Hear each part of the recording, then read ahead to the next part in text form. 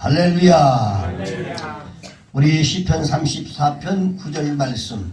너희 성도들아 여호와를 경외하라. 너희 성도들아 여호와를 경외하라. 그를 경외하는 자에게는 부족함이 없도다. 그를 경외하는 자에게는 부족함이 없도다. 아멘. 여러분 이 다니엘 기도회 때 이래 보면 항상 우리의 기도문을 할 때는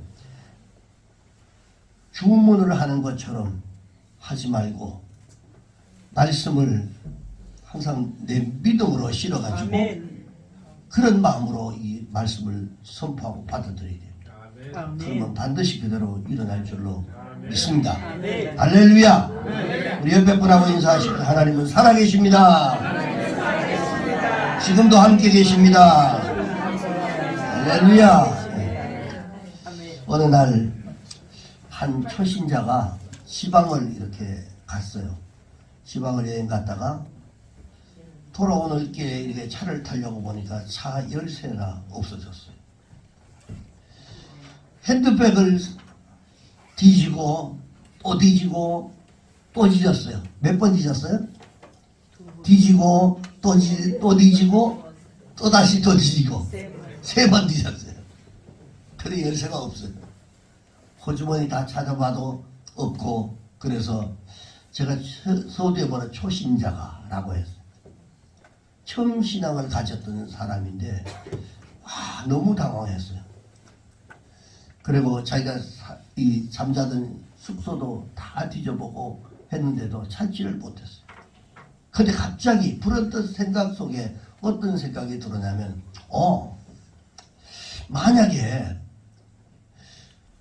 예수님이 나를 진짜 구원하셨다면 나를 안다면 오늘 이 상황도 분명히 알 거다. 이런 생각이 주어졌어요. 그래서 기도를 하나님 앞에 예수님 앞에 합니다. 예수님은 지금 제 상황을 잘 알고 계실 줄 믿습니다. 그런데 저의 열쇠가 예수님이 어디 있는지 다 아시죠? 열쇠를 찾도록 좀 도와주십시오라고 기도했어요.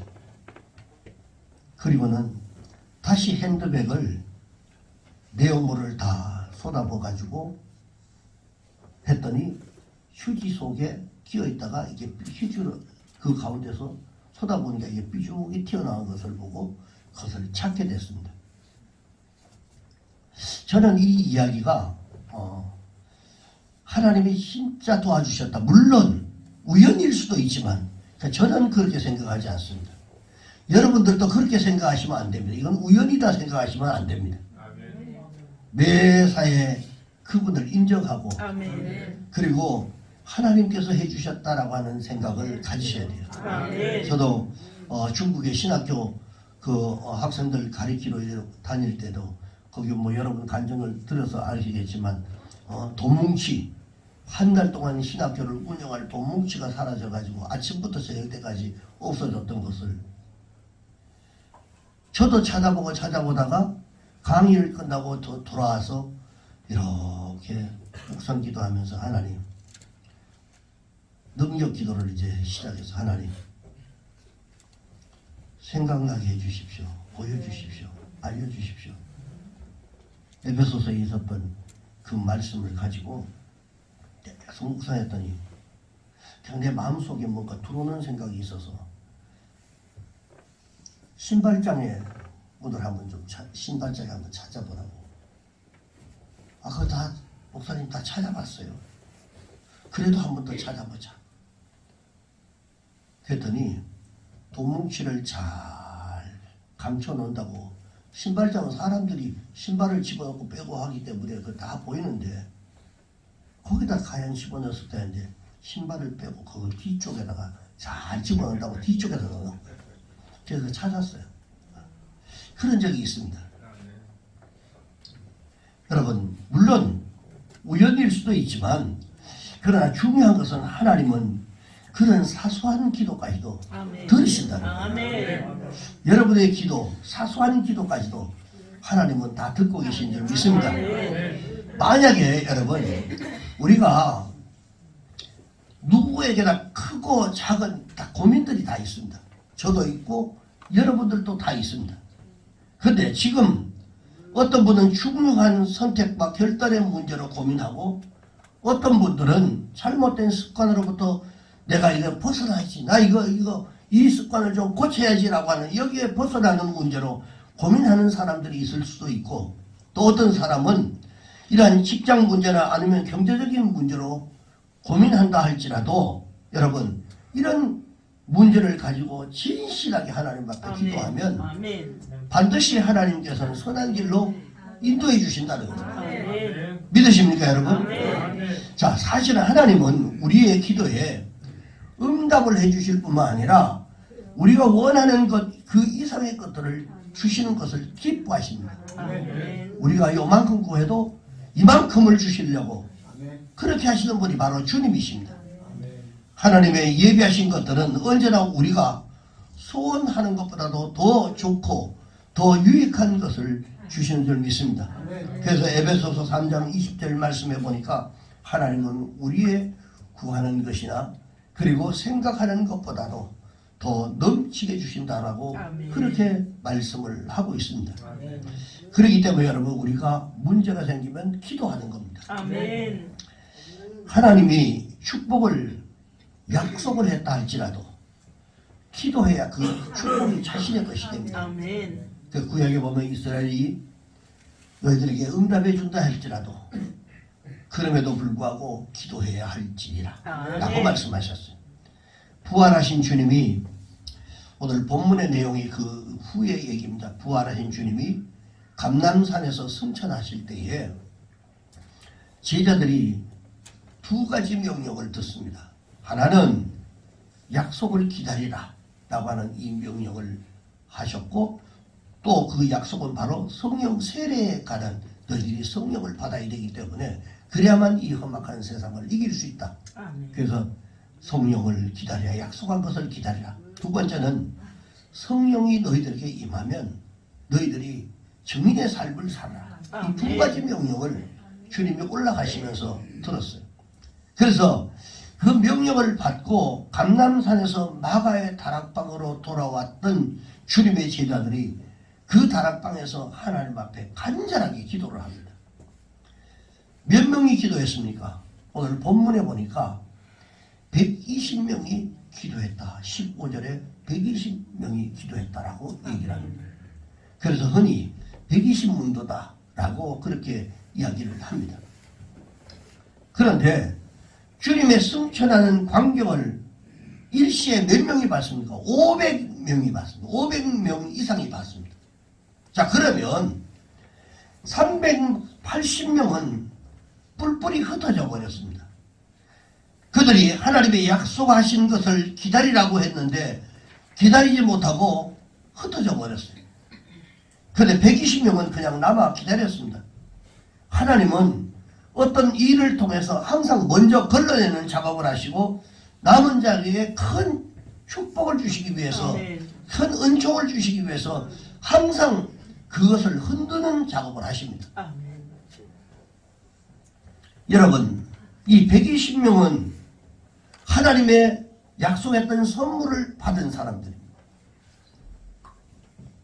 그래서 남은 자였습니다. 약속을 기다리지 않고 흩어져 버렸던 380분, 이 80명은 축복권 이탈자로 나머지 인생을 살았어요. 오늘 제목이 뭡니까? 나머지로 살지 말자. 우리가 나머지 인생을 살면 안 됩니다. 남은 자로 하나님의 복을 받은 자로 살아야지 나머지 인생으로 살면 안 된단 말이죠. 사람은 두 종류의 사람밖에 없습니다. 한 종류의 사람은 남은 자, 그리고 또 한 종류의 사람은 나머지입니다. 우리가 복된 존재가 되기 위해서는요 반드시 나머지가 되지 말고 남은 자가 돼야 됩니다. 그래서 남은 자에게 진 모퉁이의 이 돌이 되시는 하나님의 축복이 그들에게 임하는 것입니다. 그래서 남은 자가 되기 위해서는 우리가 어떻게 해야 되냐? 인내하고 기다려야 됩니다. 살다 보면 우리가 힘들 때도 많이 있어요. 생각지도 않았던 일들이 터지기도 하고 정말 힘들 때도 있는데 그래도 우리가 꿈과 비전을 절대로 포기해서는 안 됩니다. 하나님은 힘들어하는 자에게 더욱더 관심을 더 가지고 있다는 것. 아멘. 내가 너무 힘들다 어렵다 하는 거기에 하나님이 더 관심이 있다는 사실. 지금 내 환경과 내 처지에 하나님을 더 집중히 보고 계신다라는 사실을 여러분들이 생각하면 그 어려움들을 이겨나갈 수가 있습니다. 심지어 그 힘든 상황이 자신의 죄와 허물로 초래된 것이라고 할지라도 여러분 하나님은 그런 사람에게도 긍휼을 베풀어 주신다는 겁니다.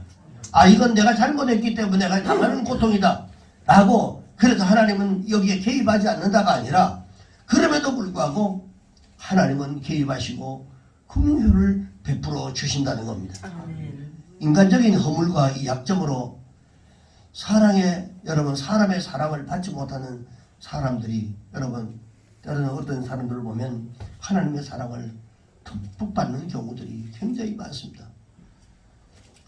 레아가 야곱의 사랑을 받지 못했지만 하나님의 사랑을 받고 태가 열리는 이 축복을 받아 누렸습니다. 여러분 하나님은 공평하십니다.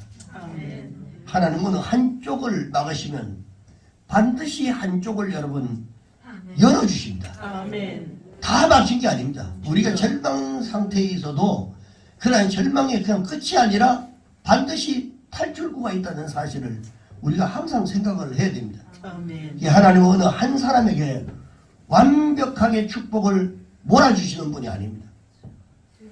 누구에게나 축복의 씨앗을 공평하게 주시는 분이 바로 하나님이십니다. 아멘. 중요한 것은 그 축복의 씨앗을 발견을 하고 범사에 감사하는 자세가 필요하다는 겁니다. 아멘. 수없이 우리에게 주시는데 그러나 주심에도 불구하고 그것을 깨닫지 못하고 감사하지 못하는 사람이 되면 안 된다는 겁니다.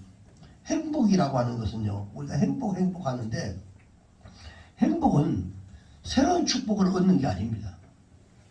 그래서 뭔가 새로운 것들을 얻어서 행복하다 그게 아니라 이미 있는 그 축복을 발견하는 그 속에 행복이 있다는 겁니다. 아멘. 우리가 이미 누리고 있는 겁니다. 근데 그것을 발견하지 못하기 때문에 거기에서 행복을 찾지 못하는 것이지, 실제로 우리가 살아가고 있는 이 현실 속에 이미 우리에게 주어져 있는 그 속에 행복을 찾을 수가 있습니다. 그 속에 행복이 있는 겁니다.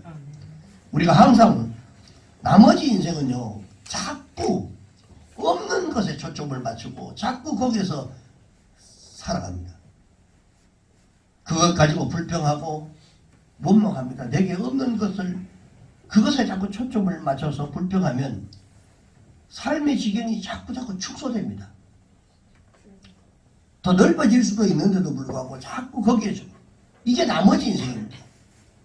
그런데 내게 있는 것에 초점을 맞춰 감사하면 삶의 지경이 점점 더 넓어지고 확산됩니다. 아멘. 그래서 여러분 눈앞의 것 현재 것만 보고 인생을 속단하지 마시기를 바랍니다. 아멘. 하나님의 선하심과 그리고 또한 긍휼히 여기심이 우리가 인내하면 하나님 반드시 선한 일들을 우리에게 부어주실 줄로 믿습니다. 그런데 남은 자는 현실만 보고 여러분 절대로 인생을 속단하지 않습니다. 지금 현재 힘들고 어렵다 할지라도 그것에 매여 그것을 바라보고 거기에서 한탄하는 자가 아니라 현실에 아픔이 있고 어려움이 있어도 주님을 의지하고 주님께서 주신 그 약속을 참고 기다리는 자들입니다. 아멘. 그래서 힘들 때 주님을 바라보고 여러분 참고 우리가 기다리셔야 됩니다. 아멘. 그러면 반드시 우리 장모님이 늘 선한 끝은 있다, 선한 끝은 있다 라고 했던 것, 그 말씀이 바로 그런 얘기입니다. 여러분 승리의 영광은 절대로 우리의 인생 가운데 하루아침에 이루어지는 게 아닙니다. 긴 시간 동안 고뇌의 눈물과 아픔과 이런 희생의 고통을 통해서 이루어지는 것입니다. 과일 하나도 여러분 몇 번의 찬 겨울 눈보라를 견디고 이겨내고 폭풍과 비바람 속에서 인내하고 수많은 그런 잎이 이슬에 젖고 떨어지고 벌레들이 계속 뜯어먹는 이러한 상황 속에서 끝까지 여러분 그 가지에 붙어 있어야 탐스러운 과일이 되는 겁니다. 그래서 승리하길 원하신다면 여러분 끝까지 믿음을 지키고 달려가십시오. 주저앉아 있으면 안 됩니다. 후퇴하면 안 됩니다. 아멘. 그래서 고난을 당해도 우리가 실망하지 않고 응답이 늦어도 우리가 여러분 기도를 중단하지 말고 아멘. 뜻대로 만약에 안 된다 할지라도 여러분 하나님의 그 크신 뜻을 생각하고 인내하며 우리가 달려가야 하는 것입니다. 그러면 반드시 선한 열매를 우리가 누릴 수가 있는 것입니다. 세상의 이치가 여러분 다 그렇지 않습니까? 고난과 기다림이 없이 여러분 얻는 것은 소중한 줄도 모르고 다 여러분 되게 쉽게 사라져 버리는 겁니다. 그런데 고난과 기다림의 시간 후에 얻어지면 그 열매가 정말 귀한 줄 알고 그리고 소중하게 여기고 기쁨도 여러분 커지는 것입니다. 그래서 여러분 우리가 하나님의 여러분 이 눈을 바라보는 자, 하나님의 약속을 바라보는 자, 남은 자로 여러분 사셔야 됩니다. 아멘. 때때로 자녀들이 행동이 여러분 못마땅하게 보여도 됐다 안 됐다 판단하지 마시고 성급하게 말하면 안 됩니다. 사람은 12번도 더 바뀌는 거예요. 저 사람은 사람이 인간이 될 것 같지 않았는데 보니까 어느새 보니까 달라졌고 제가 그런 사람 중에 한 사람입니다. 시골 가면 처음에는 시골 갔더니 전부 다 사람이 나를 다 쳐다봐. 성가대가 되게 어느 쪽을 보고 있어요? 강단을 보고 있어요. 그 내가 저 뒤에 들어오면 성가대 어디를 강단 쪽으로 목사님 쳐다보고 강단 쪽으로 쳐다봐야 돼. 전부 다 뒤를 돌아보고 야 저가 교회 왔다. 예수 믿나 봐. 그랬어요. 그러니 목사가 됐잖아요.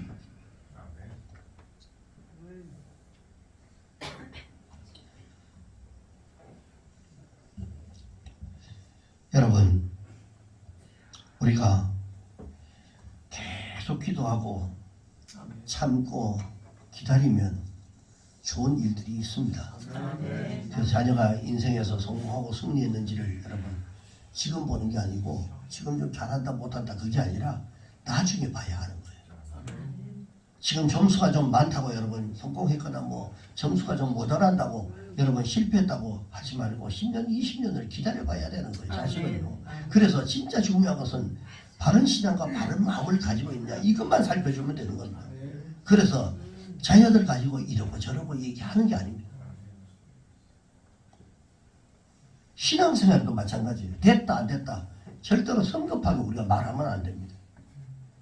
기도 응답 몇 번 받았다고 하나님이 자기만 제일 사랑하는 것 같다라고 간증하기보다는 내 평생 다 하도록 숨길 때까지 여러분 하나님께 충성하겠다는 굳은 마음을 가지는 것들이 더 중요하다는 거예요. 아멘. 세계 보면 뭐 응답 몇 번 받으면 막 하나님 나만 사랑하는 줄 알고 그리고 또 나만 최고인 줄 알고 우쭐이 되고 그런데 절대로 여러분 하나님은 그런 교만한 마음 가지면 안 됩니다. 하나님 누구는 사랑하고 누구는 사랑하지 않겠어요? 착각하는 거죠. 오늘 여기에 저와 여러분 동일하게 똑같이 사랑하는 거예요. 아멘.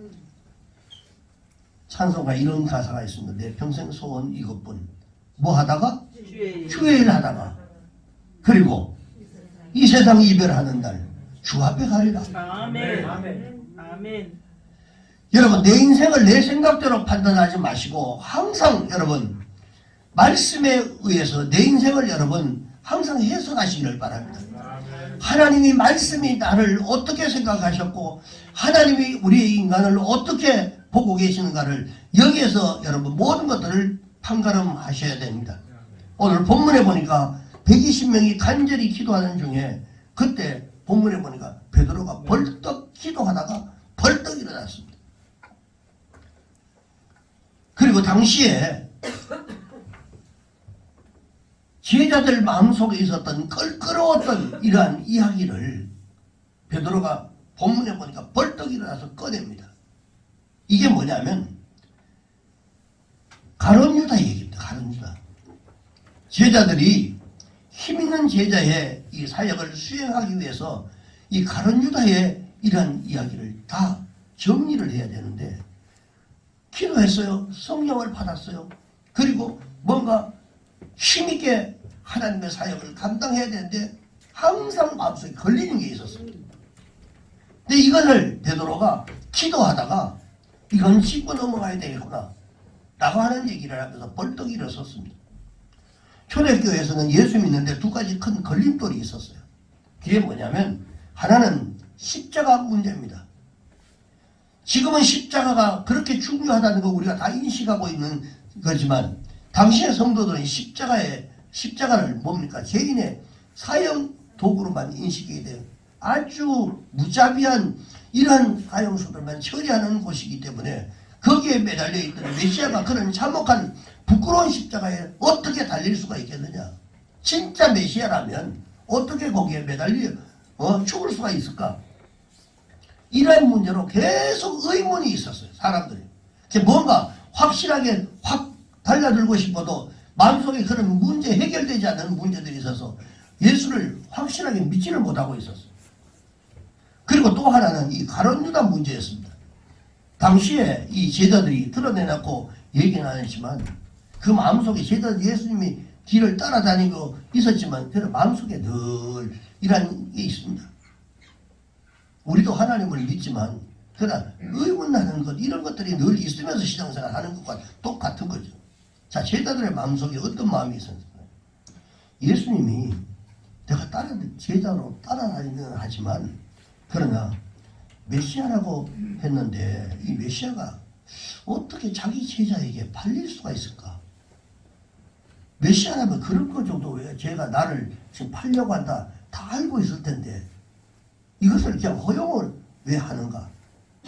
이런 마음들이 계속 있었고 그리고 메시아라고 하는 사람이 많지도 않은 제자 12명 그 핵심 제자를 키워낸데 그 중에 한 명으로부터 어떻게 배반을 당할 수가 있느냐.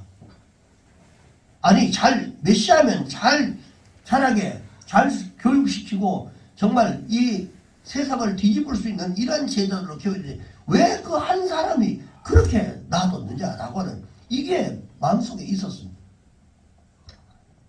정말 그분이 메시아라고 할 수 있겠는가? 사람들에게 이런 문제를 어떻게 설명을 해야 할까? 라고 하는 것입니다. 목사 자녀가 여러분 삐뚤어지면 목사 아빠도 욕먹는 거 당연한 거 아닙니까 여러분? 그처럼 가룟 유다로 인해서 사람들이 예수님까지 인정하지 않고 손가락질했습니다. 자, 이런 사실을 오늘 이 본문의 베드로가 성령이 내려와 기도하던 중에 불현듯 이 문제를 해결하도록 만드는 하나님의 역사가 있었습니다. 그리고는 3년 동안에 무엇을 가르치기에 자기 제자에게 저렇게 팔렸나 그리고 이렇게 어떻게 십자가에 죽을 수 있겠느냐 라고 하는 것을 의문을 가지고 있었던 이것을 한 방에 해결을 하는데 어떻게 해결하냐면요. 예수님은 가룟 유다 때문에 고난도 많이 받았습니다. 그리고 비난도 엄청나게 받아서 결국은 이 문제들을 극복하지 못하면 예수님을 메시아로 선뜻 받아들일 수 있는 이런 상황이 아니었고 이 초대교회 사람들이 이 문제를 신학적으로 결국은 극복을 해야 되는 이런 문제까지 왔어요. 그때 베드로가 가룟 유다 문제를 가지고 어떻게 처리하면 그건 다른 변명을 하지 않고 그저 성경의 해석을 통해서 그 문제를 정리를 합니다. 이게 하나님 주신 게. 그래서 기도하면 하나님의 어떤 문제를 정리할 수 있는 지혜를 주신단 말이죠. 자, 우리도 마찬가지입니다. 어떤 문제를 가지고 네가 옳으니 내가 옳으니 라고 하는 이 왈가왈부를 절대로 하시면 안 되고 모든 것은 성경을 통해서 맞다 틀리다로 결론을 내리면 되는 겁니다. 사람의 생각이 아니라 자기 의도하는 것들 아니라 항상 성경을 통해서 이건 맞다 안 맞다라고 결론을 내려야 되는데 오늘 본문 16절의 말씀을 우리 같이 한번 읽어봅시다.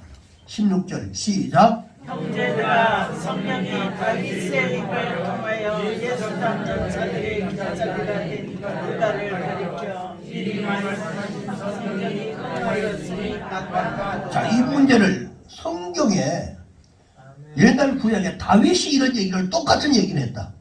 너희들이 마음속에 품고 있는 그 생각은 이것은 성경이 이미 예언한 것이고 그리고 이 문제들은 너희들의 마음속에 있는 것은 성경에서 이미 벌써 예언했던 것이고 이러한 일들을 하나님께서 이미 계획하신 대로 다 이루어진 것이다 라고 하는 것을 거기서 선포합니다.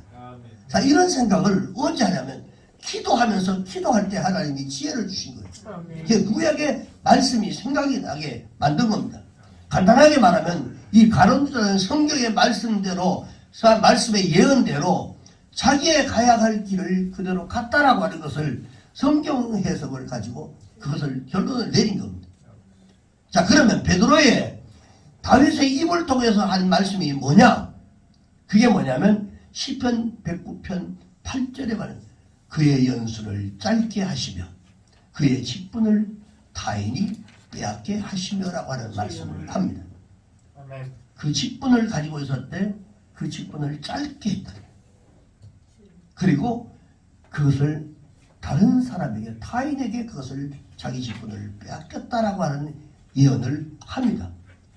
자, 가론유다 대신 사도행전 1장 26절에 보니까 제비를 뽑아가지고 마띠아를 얻으니 그가 11사도의 수에 들어가니라 라고 하는 말씀이 있습니다.